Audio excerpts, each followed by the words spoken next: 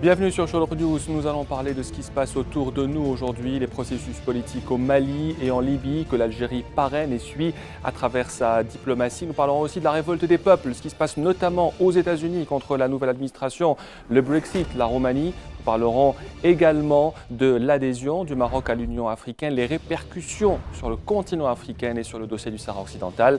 À présent, place au débat.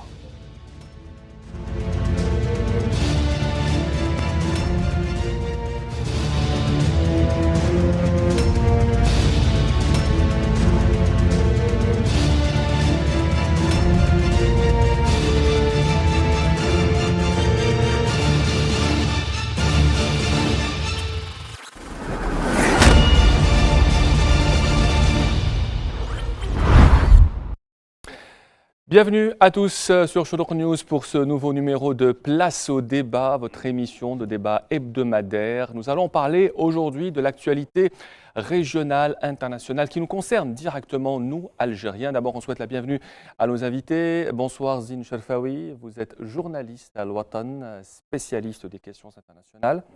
Abdelaziz Rahabi, bonsoir. Ancien ministre de la Communication, vous avez également été ambassadeur notamment à Mexico et à Madrid. Aussi dans la diplomatie. Avec nous également l'amiral Jean Dufour, bonsoir. Vous êtes ancien commandant de sous-marins, vous êtes chercheur associé à l'école militaire de Paris, expert également en affaires stratégiques. Merci d'être avec nous. Alors, nous allons essayer d'aborder tous les dossiers qui nous intéressent en un laps de temps assez court, moins d'une heure, de parler de l'actualité régionale et internationale. Mais tout d'abord, avant de parler de l'actualité qui se passe au Mali et en Libye, comment vous réagissez aujourd'hui à ce qu'on appelle la révolte des peuples, ce qui se passe notamment aux États-Unis avec cette révolte contre l'administration américaine qui a décidé de faire le Muslim ban, qui est aujourd'hui remis en cause par la justice américaine, amiral? Oui, c'est un sujet tout à fait important que nous avons sous nos yeux une révolution en cours. En fait, l'année dernière, il s'est passé beaucoup de choses. Nous n'avons pas nécessairement identifié ce qui s'est passé, mais 2016 a été un très grand tournant.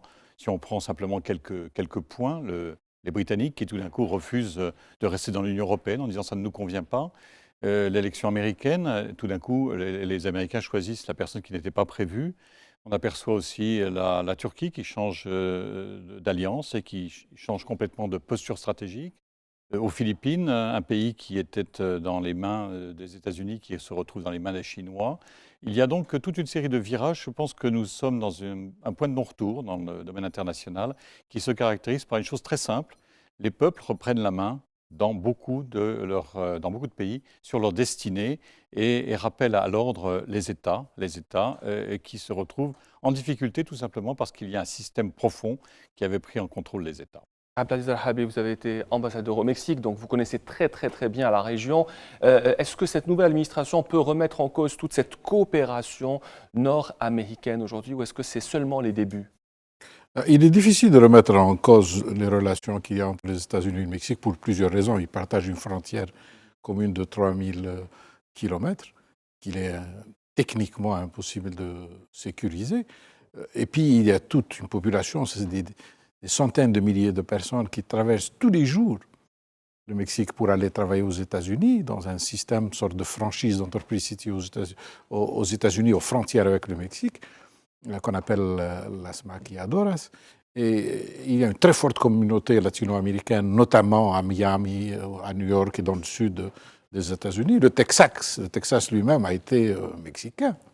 Je ne pense pas que la politique des murs que Trump essaye de développer dans la région puisse être une solution au problème d'immigration. Il faudrait ajouter aussi qu'il y a un sentiment très anti-américain en Amérique latine. Depuis longtemps. Depuis longtemps. C'est accentué maintenant. Les gens disent les latino-américains aiment Cuba parce qu'ils détestent les États-Unis. Ce sentiment est profond, il est né des révolutions populaires, aussi bien au Nicaragua qu'en Bolivie, à Cuba, au Mexique en 1910, la révolution de Zapata et de Pancho Villa. Donc il y a ce sentiment anti-américain qui est très très fort. Les uns reprochent aux États-Unis son arrogance, les autres reprochent aux États-Unis de s'être enfermés, d'avoir érigé un mur. Et puis, il y a toujours ce sentiment d'indépendance qui est très très fort chez les Latino-Américains. Zine Chalfaoui, sur les États-Unis aujourd'hui, comment est-ce qu'on peut qualifier cette nouvelle stratégie de la politique de l'administration américaine?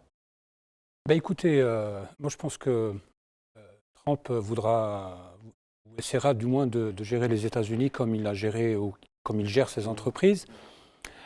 Après, bon, Habib le sait très bien, entre un programme et entre ce qu'espère le nouveau président américain, il y a tout un...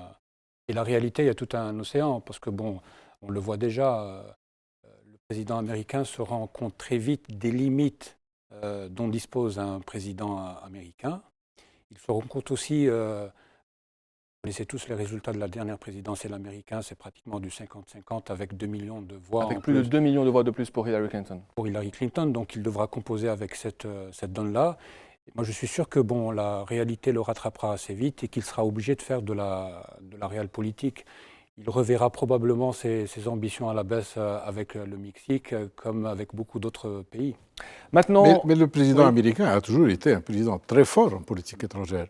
Sauf que cette question de Islamic ban est-elle vraiment une question de politique étrangère ou de politique intérieure? c'est la question qui se pose. Oui, Amiral? Je pense qu'on peut dire aussi que, toute proportion gardée, les États-Unis vivent actuellement une sorte de révolution de couleur avec une sorte de tension tout à fait importante entre toute une société qui avait ses principes et ses règles et puis tout un peuple, et qu'entre les deux, le président qui est porteur d'une sorte de légitimité populaire va essayer de modifier les règles du jeu et donc d'imposer ce qui lui paraît bon et en tout cas ce pourquoi il se sent mandaté, et que cette révolution est assez lourde. Donc nous avons un grand débat américain que nous devons suivre de très près parce que nous ne savons pas du tout de quel côté la balance va pencher. Ce n'est pas évident. Et nous aurons 4 ans pour en parler, évidemment. Alors, 4 ans, normalement, s'il n'y a pas un impeachment d'ici là.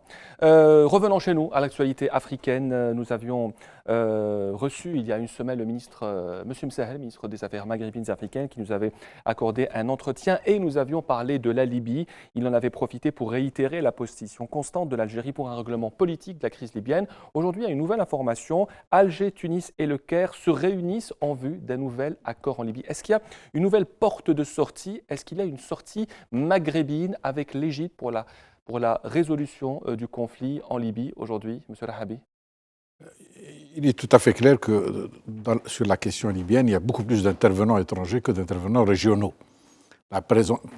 Dans une proportion de 80 à 20%, ceux qui ont beaucoup d'influence en ce moment dans cette région sont les puissances occidentales, un peu moins les voisins. États-Unis, Russie en tête? Europe aussi, une partie des Européens, en raison de la proximité, en raison des questions d'approvisionnement en produits énergétiques, en raison de l'immigration clandestine, du possible transfert d'armes sophistiquées, parce qu'il y a en Libye des armes extrêmement sophistiquées. Il ne s'agit pas de Kalachnikov, il s'agit de systèmes anti-avions, anti-chars et tout ça. Il reste que les implications de la crise les plus immédiates, c'est sur nous, parce que ces transferts d'armes, cette circulation d'armes peut nous toucher également, l'immigration clandestine peut nous toucher, donc ça peut représenter une menace directe pour notre sécurité. Ce n'est pas une menace indirecte. Dès le début, l'Algérie avait attiré l'attention des Occidentaux sur les risques d'extension de la question libyenne, parce que c'est un pays dont les populations ne sont pas homogènes, c'est un pays qui était surarmé, c'est un pays qui ne maîtrisait pas non plus la circulation de l'armement à l'intérieur, c'est un pays qui est tribalisé. Et nous avons fait, il faut le reconnaître, une erreur d'appréciation au début, parce que nous avions donné le sentiment de soutenir Kadhafi, ce qui nous a beaucoup coûté avec les autres factions. C'était juste une impression, M. Rahabi, le soutien de l'Algérie à Mohamed Kadhafi? Si, c'était de toutes les façons, les Libyens le disaient, ils le ressentaient. Démenti par Mourad Medelsi à plusieurs fois quand il était ministre des Affaires étrangères. Mais les Libyens le ressentaient. Oui. Quand vous recevez la famille de Kadhafi, quand vous ne dénoncez pas, quand vous n'êtes pas sur le terrain, les Libyens ont le droit de le faire. Les choses ont beaucoup évolué, tant mieux pour eux, tant mieux pour nous. Zine Chalfaoui, est-ce que l'axe Alger-Tunis-Le Caire est une solution pour trouver un règlement à la crise libyenne au moment où un diplomate algérien, sous couvert de l'anonymat, dit que l'accord de Skhirat ne tient plus aujourd'hui? Est-ce que c'est une solution, la voie vers l'Est? Le passage par Alger, Le Caire et Tunis. Tunis est un passage obligé. Ce sont des pays qui constituent Limitrophes, déjà, le voisinage déjà. immédiat de pays. Mais personnellement, je n'attends pas beaucoup de la prochaine réunion de Tunis. Je ne sais pas si vous le savez ou pas. Donc, il y aura d'abord un sommet, une réunion des MAE des pays voisins ou des 3 pays à Tunis, qui ouvrira la route à un éventuel sommet des chefs d'État égyptiens, de Tunisie, d'Égypte et d'Algérie. À mon avis, je pense que les discussions actuellement ou les tractations entre les différents belligérants ne sont pas tout à fait mûres pour un accord. Donc après,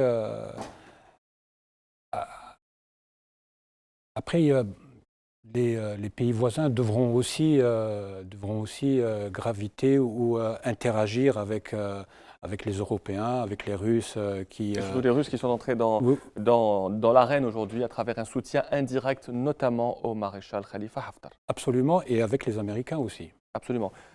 Amiral Dufour, l'Algérie aujourd'hui est partie prenante du règlement de la crise libyenne. Est-ce que le règlement peut venir aussi d'une solution régionale à la crise qui se passe en Libye aujourd'hui? Oui, je pense que la solution régionale là, est en cours d'élaboration aujourd'hui. Il n'y a pas que les Occidentaux. Je pense qu'il faut parler des pays du Golfe qui sont souvent alliés avec les pays occidentaux. Donc il y a derrière l'Égypte, il y a souvent d'autres choses. Il y a peut-être la Russie maintenant, et la Russie n'est pas directement impliquée dans la négociation sur la Libye. C'est plutôt l'Égypte qui est le porteur d'informations et d'énergie, peut-être soutenu par la Russie, mais il y a aussi les Émirats dont on ne parle pas assez, il y a aussi l'Arabie saoudite, enfin, le Qatar, tous ces pays-là interviennent beaucoup, je dirais plus que les Occidentaux, tels que nous le croyons généralement.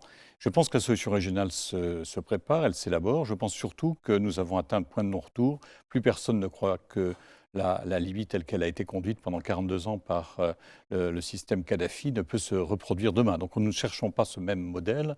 Nous cherchons à savoir simplement tous, c'est une question qui importe d'abord à la région, mais également à tous les voisins, s'il y aura un système unifié ou s'il y aura une sorte de partition de fait entre plusieurs logiques soutenues de l'extérieur par tel ou tel. Est-ce qu'au fond, Alger et Tunis vont soutenir une sorte d'équilibre entre le nord et le sud, entre l'est et l'ouest, ou est-ce qu'au fond, on va essayer de favoriser l'illusion d'un pouvoir centralisé, ce qui serait une sorte d'accord cosmétique entre le pouvoir de Tripoli et le pouvoir du maréchal Haftar? Est-ce que la partition est écartée aujourd'hui? Est-ce que la partition est possible de la Libye? Je pense que la partition existe déjà, elle est structurelle, Oui. mais l'unification était une conjoncture, c'est quelque chose qui a bien fonctionné. Je pense qu'il y aura toujours une sorte de distance importante entre Benghazi et Tripoli. Misrata sera toujours autonome. La grande structure d'exploitation du pétrole sera une rente collective dans laquelle tout le monde s'abonnera. Et puis les gens du Sud demanderont toujours de la stabilité, de la sécurité. Et ce sera une alliance toujours entre des gens qui ont des accointances au Tchad et des gens qui ont des accointances au Mali et au Niger. Est-ce que le soutien de la Russie au maréchal Haftar peut changer la donne aujourd'hui?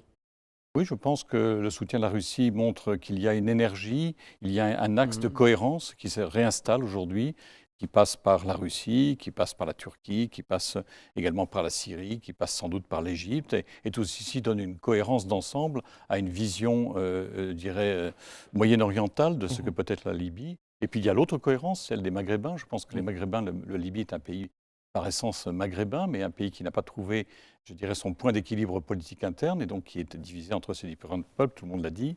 Et donc il faut que le Maghreb impose aussi sa vision. L'accord de Srirat était un point de départ, il n'a pas pu être transformé. Il faut donc trouver une autre façon. C'est donc au fond quelque parle chose... de plus en plus d'étendre l'accord de Srirat à une direction collégiale qui regrouperait toutes les forces politiques en Libye. C'est probablement une chance. Moi, je voudrais revenir sur cette nouveauté dans les relations internationales ces dernières années, une sorte de mondialisation de la gestion des crises. Est-ce que c'est une bonne chose? Je ne sais pas. Il faut attendre si... Je ne sais pas. Il est difficile de se prononcer sur la mondialisation en tant que telle. Maintenant, nous sommes dans une sorte de mondialisation de la gestion de la crise. Chaque fois qu'il y a un conflit régional, il y a une sorte d'entente entre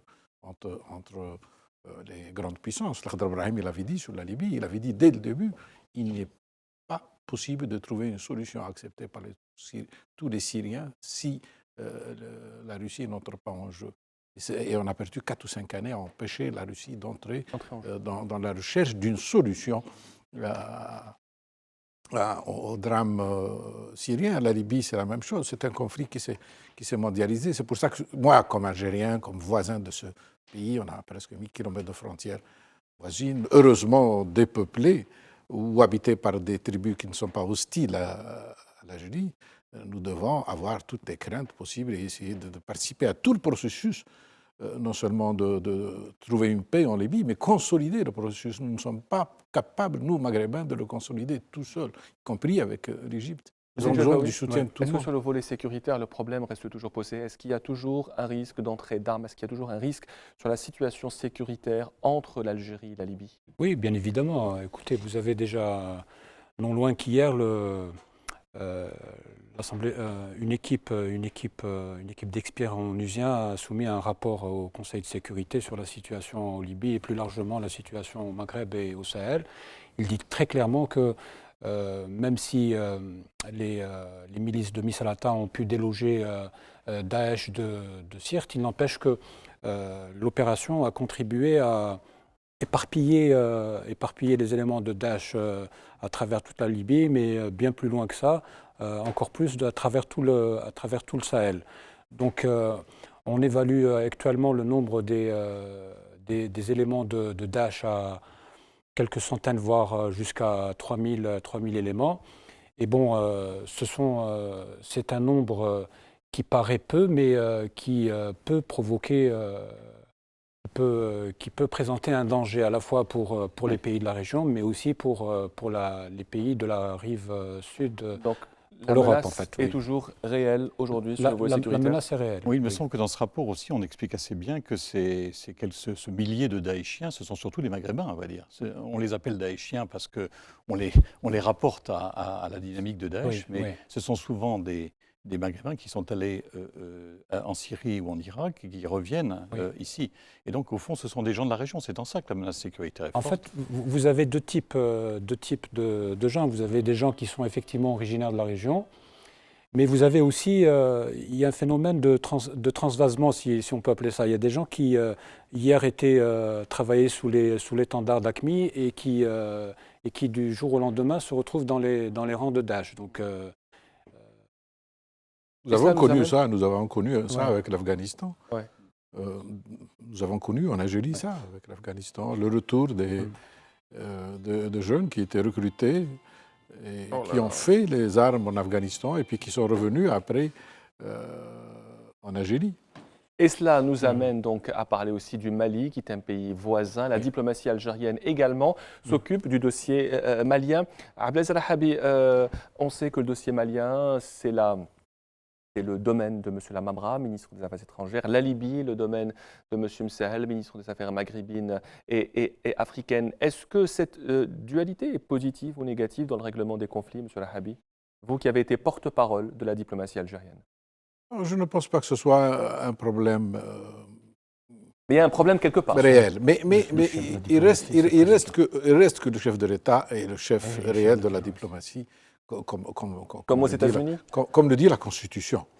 Il reste aussi que nous sommes un pays qui a besoin d'un appareil diplomatique très étoffé parce que nous vivons dans une zone conflictuelle. Nous avons 7 frontières communes.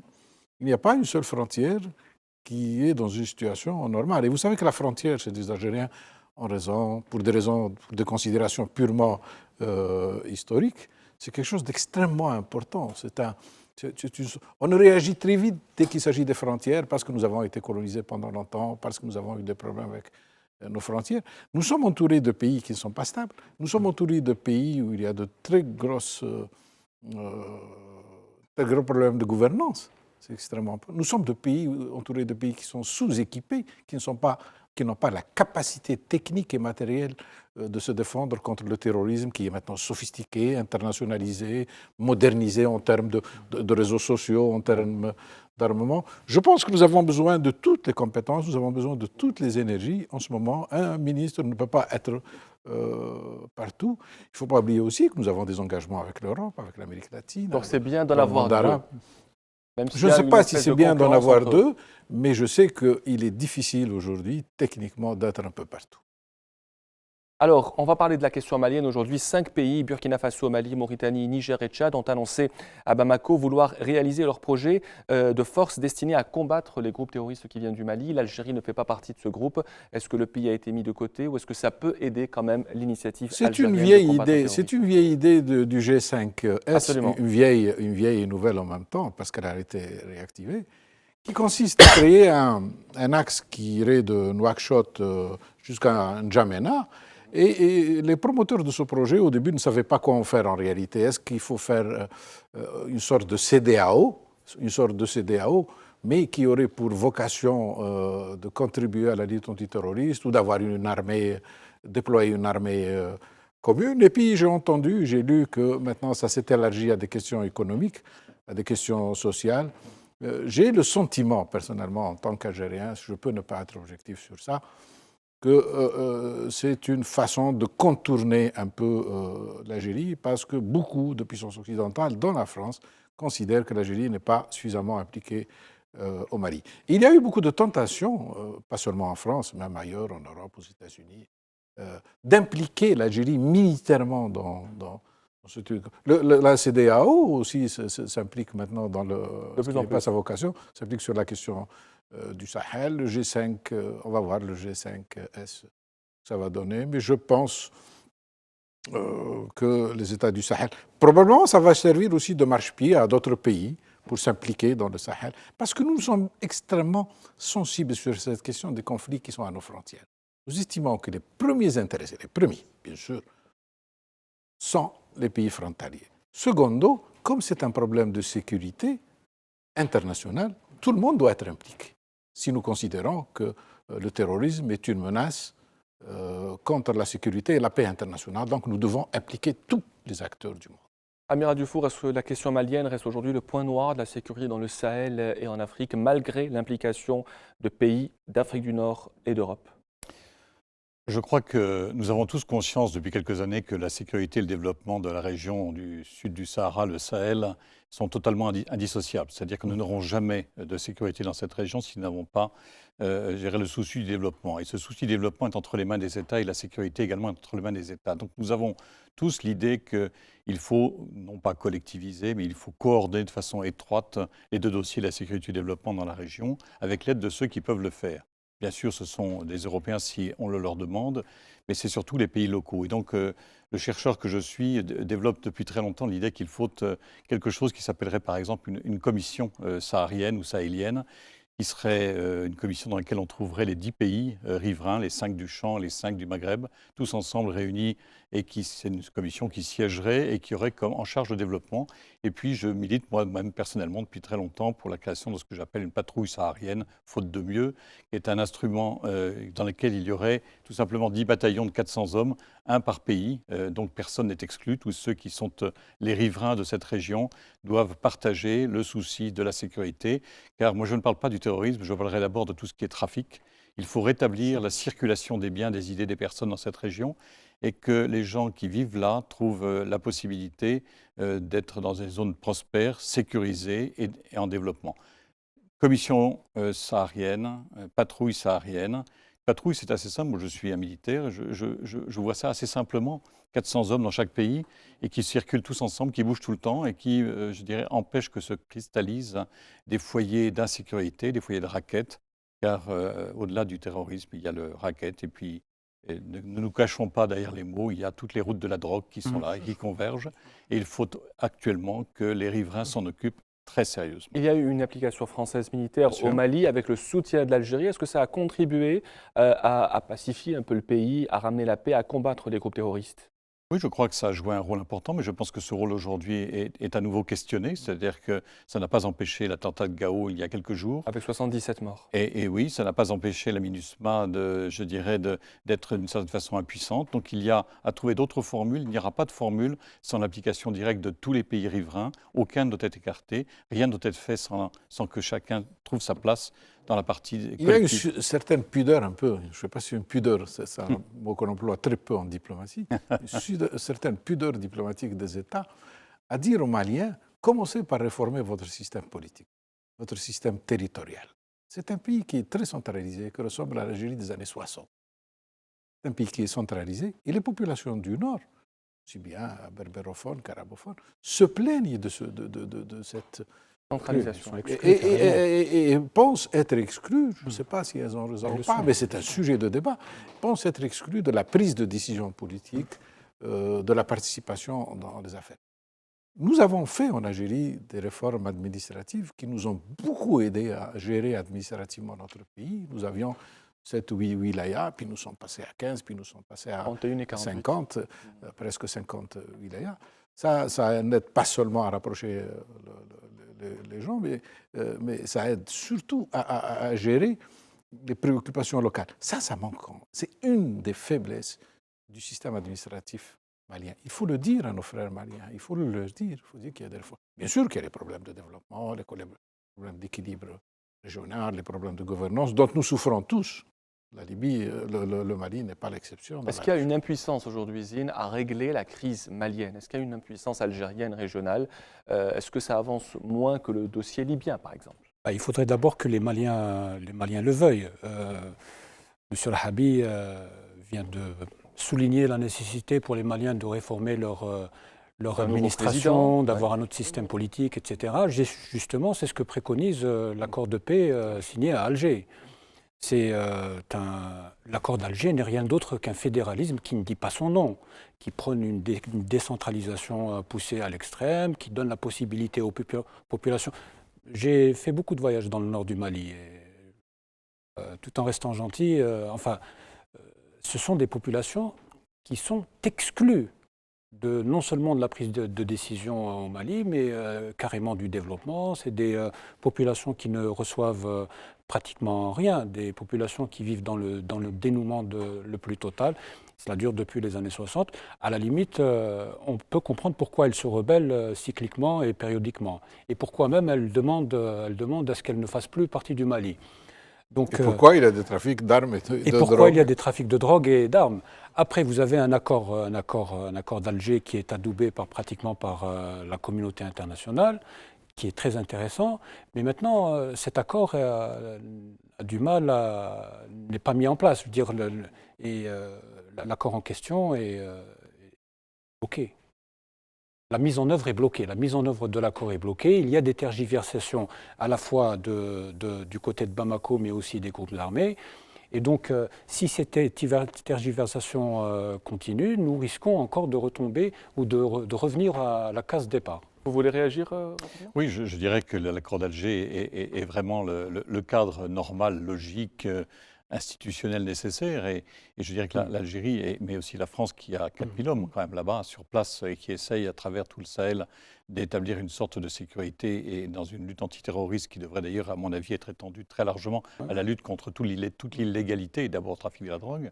La France et l'Algérie ont une responsabilité, à mon avis, aujourd'hui importante, tous les deux, de sauver ce qu'ils ont investi dans la région pour essayer de faciliter la sécurité et le développement de la région. Et donc je crois que c'est un moment difficile, c'est un moment délicat, l'accord d'Alger est fragile. Et donc, il faut trouver le moyen de le sauver, en fait. Et on reste en Afrique pour parler donc de l'Union africaine, l'organisation qui a admis récemment un nouveau membre, le Maroc. Le Maroc avait quitté l'OUA en 1984 après l'admission de la République sahraoui. Monsieur Rahabi, le retour du Maroc sur la scène africaine, c'est une bonne chose? C'est incontestablement pour les Marocains la conclusion que la politique de la chaise vide n'est pas rentable.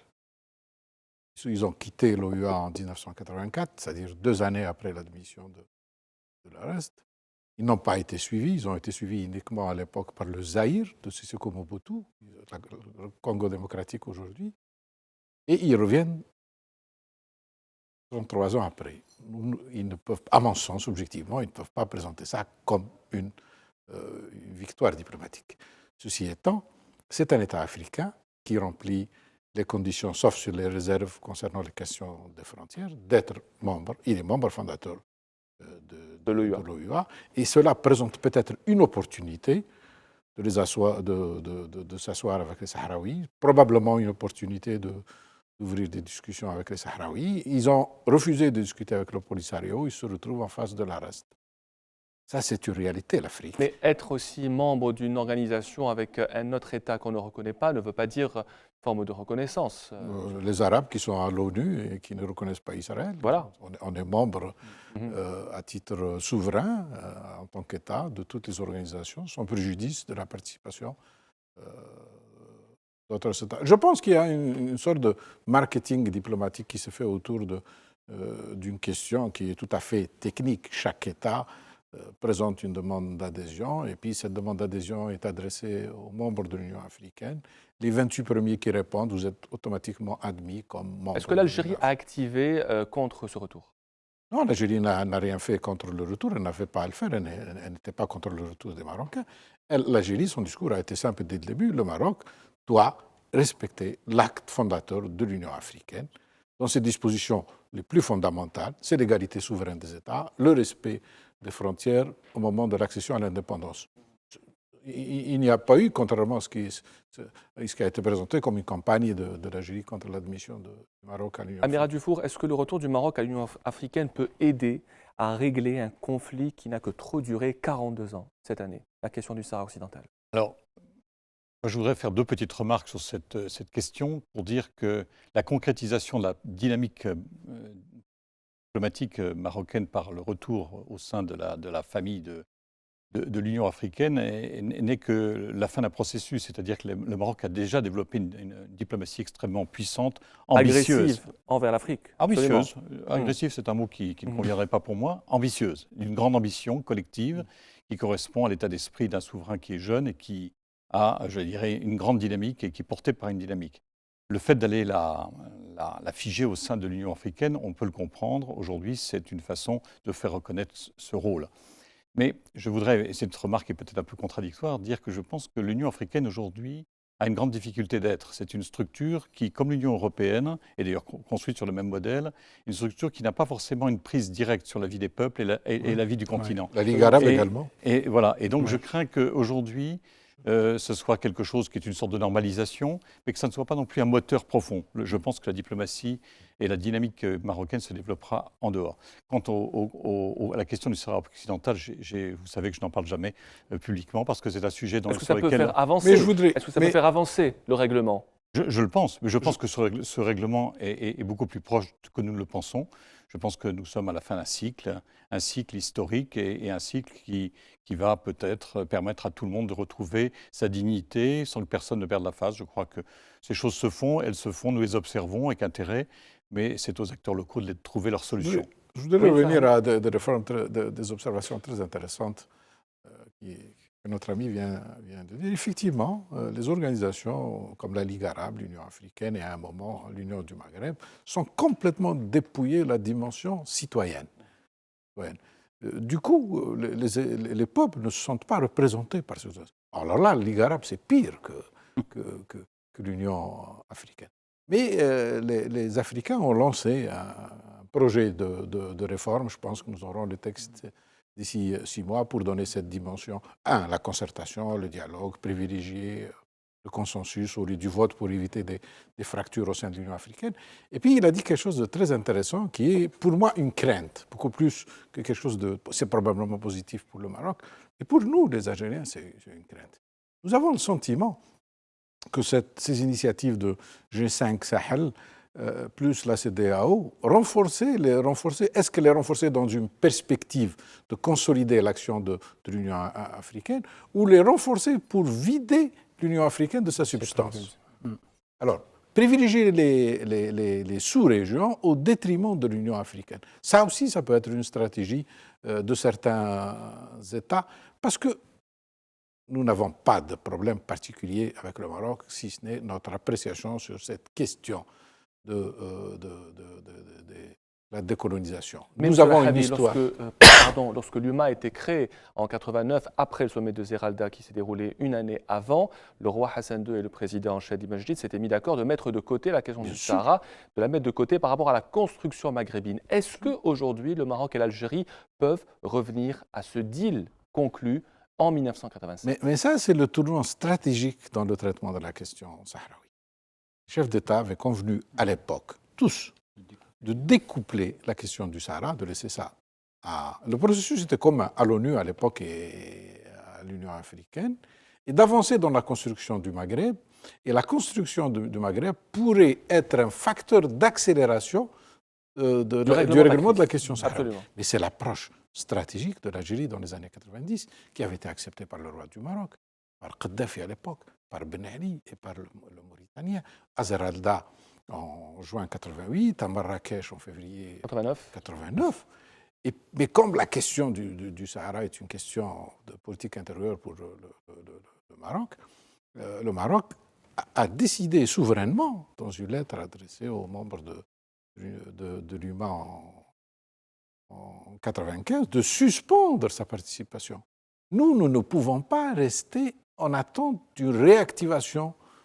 Je pense que les Marocains et les Tunisiens sont plus mondialisés que nous parce qu'ils envisagent les choses sous une forme d'intégration verticale. Ils veulent s'intégrer à l'Europe. Ils sont plus mondialisés, ils sont plus ouverts sur le monde que nous, donc ils cherchent à s'intégrer à l'Europe. Nous sommes encore, nous, les Algériens, encore au rêve maghrébin, au discours sur le Maghreb. C'est un rêve pour vous, le Maghreb aujourd'hui. Plus personne n'en parle. Ça reste un rêve. Parmi les élites marocaines et tunisiennes. Ouais.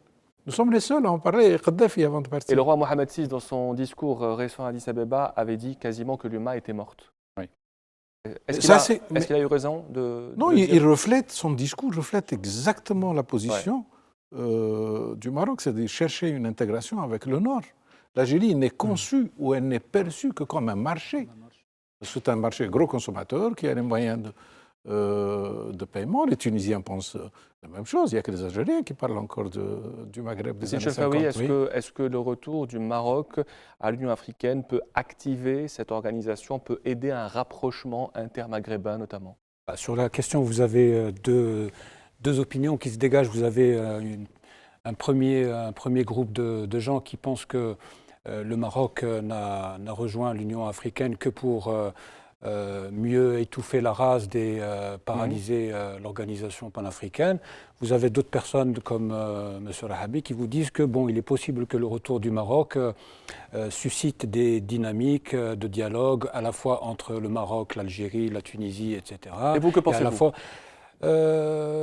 Écoutez, moi, je préfère juger sur pièce. Comme je suis journaliste, je ne jure que par les faits. Attendons pour voir. Voilà. Donc, voilà, mais justement, c'est la question à $1 million. Est-ce que c'est l'une ou l'autre? Donc, personnellement, moi, j'attends pour voir. Mais juste pour revenir au débat de tout à l'heure, c'est vrai, au-delà de la nécessité d'impliquer les citoyens dans la prise de décision au sein de l'Union africaine, il y a encore un problème plus grave que celui-là. Vous avez aujourd'hui une organisation continentale dont les financements viennent à 70% de l'extérieur. Donc lorsque l'on parle de souveraineté en Afrique, il faudrait que l'on dise que l'on parle d'une souveraineté très très limitée. Et tant que l'Union africaine n'aura pas ses propres ressources, tant qu'elle n'aura pas rapatrié ses leviers de décision, ça sera une organisation qui ne servira pas à grand-chose, si ce n'est porter quelques rêves. Amiral Dufour, on a parlé de rêve, on a parlé d'une organisation qui peine à démarrer, à se retrouver. On parle souvent d'un axe Alger, Abuja, Pretoria qui dirige l'Union africaine. Et si Rabat rejoignait cet axe, est-ce que c'est possible ou est-ce que le Maroc va adhérer, revenir à l'Union africaine et avancer seul en dehors de cet axe stratégique? Vous touchez là un point important. Je vais, si vous me permettez, le remonter d'un cran pour dire qu'il me semble qu'aujourd'hui, le schéma du monde n'est pas celui que nous avions en tête. Et donc, le continent africain mérite une réflexion globale. Et ces sous-continents, sa tour de contrôle de l'UA, l'ensemble des pressions qui s'exercent à l'ouest, à l'est, au nord, au sud, font que le schéma que nous avons de l'Afrique, le schéma stratégique que nous avons de l'Afrique, à mon avis, est périmé. Et je reviens assez facilement au schéma qu'un géographe américain qui est assez connu, qui est un géographe stratège, qui s'appelle Cohen, Saul B. Cohen, qui est un personnage qui a marqué en tout cas ma réflexion, et montre le monde aujourd'hui, non pas du tout comme on a l'habitude de le regarder, et je pense qu'il a raison. Il le montre organisé autour de 9 plaques. 9 grandes plaques, et l'Afrique, justement, a plusieurs plaques. L'Afrique appartient à plusieurs plaques. Et je pense que la question que vous posiez de savoir si le Maghreb, c'est l'Algérie qui défend son rêve maghrébin, et l'Algérie est le pays qui n'a pas perçu ces plaques ou qui ne les accepte pas. Et il y a une plaque tout simplement qui s'appelle Eurafrique maritime en anglais. Hein. Et cette plaque Eurafrique maritime fait que le Maghreb et l'Afrique du Nord sont complètement intégrés dans la destinée géostratégique de l'Europe. Hein, qu'on le veuille ou non. Et les Marocains l'ont compris, les Tunisiens l'ont compris. Les Marocains et les Tunisiens le savent, les Algériens résistent. Et c'est parce que leur perception du monde est un peu différente. Mais je crois que cette vision du monde en 9 plaques est à regarder de très près aujourd'hui. M. Trump l'exprime, la Chine l'exprime, l'Inde l'exprime, la Russie est en train de rallier la plaque européenne parce qu'elle n'a pas le choix, elle a bien compris. Et donc il y a là, je dirais, une décomposition du monde sur laquelle nous devrions être plus attentifs, car elle correspond, je crois, à ce nouveau monde qui est apparu l'année dernière, dans ce tournant que j'indiquais, que je crois très fort, et nous aurions intérêt à regarder. Et l'Afrique est un continent qu'il faut regarder de très près. C'est un continent, non pas à 2 millions de dollars, mais à 2 milliards d'habitants, prochainement. Et ce continent doit-il avoir une identité collective stratégique ou va-t-il être partagé? C'est une question auquel les Africains doivent répondre. Et en tout cas ici, au nord de l'Afrique, il faut bien se poser la question de savoir à quel monde on appartient. C'est pour ça que j'ai parlé de mondialisation, de faiblesse de mondialisation. Nous sommes très peu mondialisés par rapport.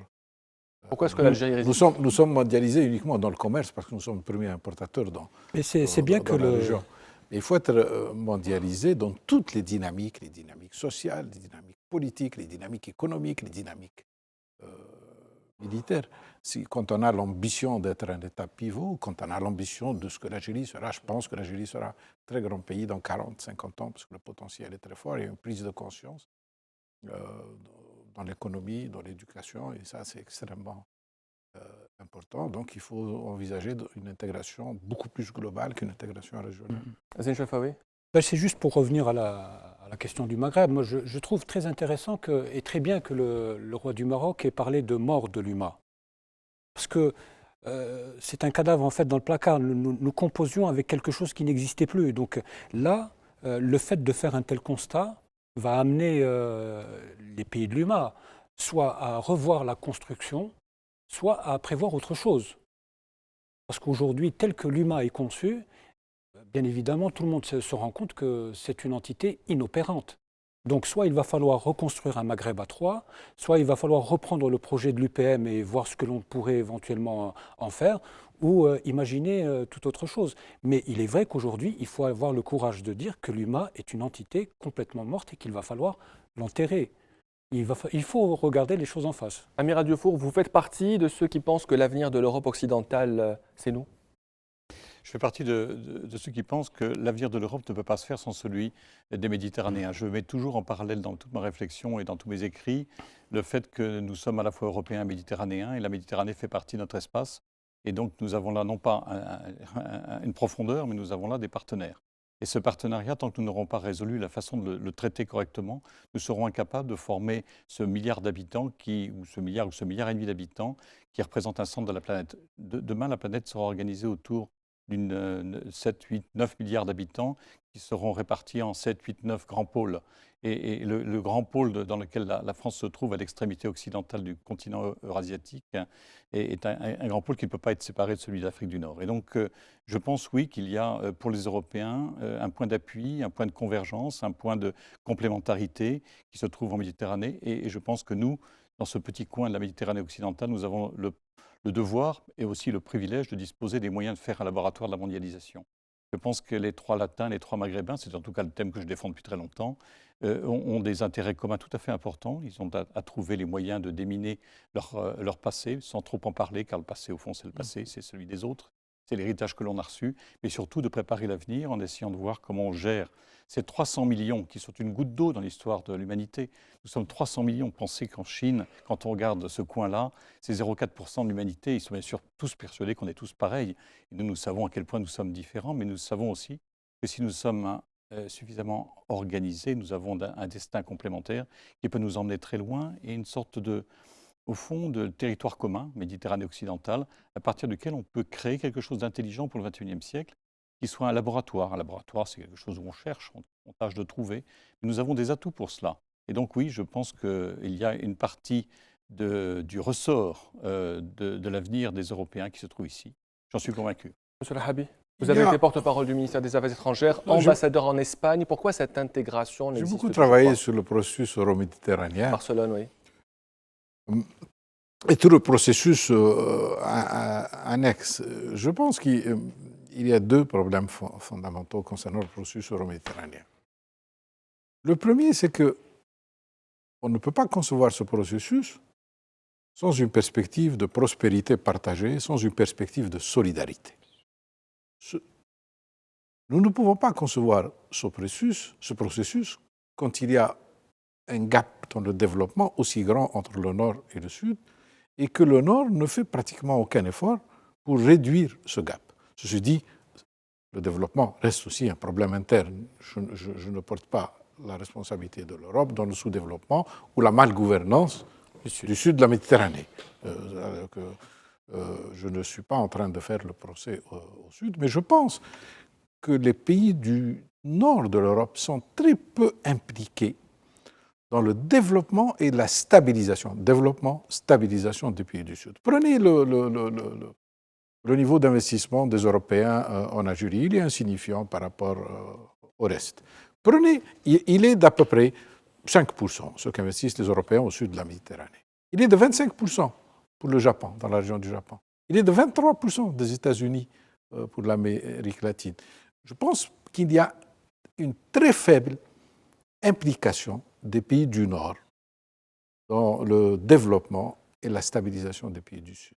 Et ça, c'est extrêmement... Nous ne pouvons pas concevoir une relation stratégique dans laquelle il n'y aurait pas de la solidarité, de la prospérité partagée et du soutien. Alors, il ne nous reste pas beaucoup de temps. On va parler maintenant de politique française. On profite de votre présence ici, Amiral Dufour. Vous êtes en Algérie pour quelques jours. Alors, au mois d'avril, aura lieu le premier tour de l'élection présidentielle française. L'Algérie est toujours concernée par la présidentielle française. Une grande communauté algérienne vit en France. Beaucoup de candidats passent par l'Algérie. Ce fut le cas de Alain Juppé, de Arnaud Montebourg. Et dans 3 jours, c'est un autre candidat qui va venir en Algérie, c'est Emmanuel Macron, l'ancien ministre français de l'économie. Est-ce qu'aujourd'hui, l'Algérie est devenue une étape indispensable, incontournable pour les candidats français au présidentiel, Amiral Dufour? Je ne suis pas un politologue français dans ce domaine, mais je dois dire que comme citoyen, il me semble évident que la plupart des Français qui ont des racines en Algérie, ils sont très nombreux, sont une clientèle électorale à laquelle tout candidat à l'élection présidentielle doit penser quand il fait son petit calcul. Et donc, d'une certaine façon, venir ici, effectivement, apporter son projet, c'est de se donner, je dirais, une chambre d'écho importante pour ce vote de Français qui ont des racines en Algérie, qui compte pour eux. Donc oui, je pense que vous avez raison. L'Algérie ne peut pas être indifférente à ce qui se passe en France. Et les Français qui veulent être président de la République doivent venir expliquer leur projet ici. Est-ce que la relation franco-algérienne est importante pour le futur président de la République française? Est-ce que la politique avec l'Algérie et le Maghreb fait partie aujourd'hui des priorités de la future diplomatie française, ou bien on est plus tourné vers l'Allemagne, vers le Nord, l'Amérique, l'Europe et la Russie? Il faut reconnaître que les relations algéro-françaises n'ont pas connu depuis très longtemps un cycle positif aussi lent. Avec François Hollande. Oui, aussi lent. Ça, c'est très positif. Maintenant, il est tout à fait normal que les candidats aux élections françaises soient sensibles à l'électorat. L'Algérie n'est pas une question anodine dans la politique intérieure française. Les relations ne sont pas des relations tout à fait normales. Elles sont marquées par l'histoire, elles sont marquées par la densité, elles sont marquées par le regard de l'un vers l'autre. Je pense que c'est une excellente chose que les hommes politiques français viennent à Alger, sentir le pouls des Algériens, écouter les préoccupations des Algériens et envoyer indirectement un message à la communauté algérienne en France. Amiral Dufour, est-ce que la diplomatie française aujourd'hui s'intéresse toujours à la politique au Maghreb? Il faut préciser que François Hollande avait effectué sa première visite d'État en Algérie pour un pays du Maghreb. Est-ce que ça peut changer avec la droite ou la gauche? Comment est-ce que l'Algérie est perçue? Écoutez, je crois que dans l'intuition de tous les hommes politiques français, il y a la certitude que l'Algérie est un point important. le Maghreb aussi, mais la certitude que dans le Maghreb, c'est finalement, au fond, dans l'Algérie qu'il y a les relations peut-être les plus intimes et sur lesquelles il faut porter attention. Je ne crois pas que la diplomatie s'organise autour de cela, pour dire les choses franchement. La diplomatie aujourd'hui est extrêmement préoccupée par des questions européennes. Vous savez qu'elle mobilise notre attention. Nous ne sommes pas tout à fait certains en France que l'Union européenne va continuer à pouvoir porter les espoirs d'une intégration continentale. Et donc nous avons certainement l'idée que l'intuition que nous aurons ici une sorte de ressort, j'ai employé le mot, de ressort de compensation. Et il y a des candidats qui pensent qu'il faudrait même que dans les 5 années qui viennent, l'essentiel de l'effort de la France porte sur le redressement. C'est le candidat de droite qui dit cela. Et cet effort de redressement pourrait certainement passer par une diplomatie beaucoup plus active vis-à-vis du Maghreb pour prendre un peu de distance avec la question européenne. La question européenne pose vraiment un problème à tous les hommes politiques français. On ne sait pas comment relancer cette machine, on la sent nécessaire, mais on sent aussi qu'il y a, et vous l'avez dit, Monsieur le Ministre, chez les peuples du Nord, un intérêt moindre. Et chez les peuples latins, nous avons, nous, quand même, la conscience très forte, les Espagnols, les Italiens et les Français, que nous avons des points en commun qui sont mieux compris et que nous pourrons certainement les trouver des points d'appui et de relance avec nos amis maghrébins. Une dernière question, l'Algérie s'entend mieux avec la droite ou la gauche, selon vous? Historiquement, elle s'entend mieux avec la droite, non? L'Algérie devrait s'entendre avec ceux qui défendent ses intérêts. Il devrait s'entendre avec le partenaire qui coopère avec elle. Est-ce que l'Algérie a une préférence, M. Rahabi, pour un candidat ou pour un autre? On avait dit à un certain moment que les l'Algérie diplomates n'ont pas de préférence. Non, mais l'Algérie. Je ne sais pas, je ne suis pas porte-parole de l'Algérie, mais je pense que les diplomates pensent surtout aux intérêts, à préserver les intérêts. C'est leur mission de toute façon. Merci à vous pour ce débat très intéressant. Merci Zine Chelfaoui, journaliste à Al-Watan, Abdelaziz Rahabi, ancien ministre de la Communication, ancien ambassadeur d'Algérie à Mexico et à Madrid notamment. Merci à vous également, Amiral Jean Dufour. Vous êtes ancien commandant de sous-marin de la marine française, expert en affaires stratégiques associé à l'école militaire de Paris. Vous êtes un peu journaliste puisque vous avez été le rédacteur en chef de la revue Défense nationale. Merci à vous tous pour votre fidélité pour Place au débat. On se retrouve comme d'habitude vendredi prochain. Excellente soirée à tous.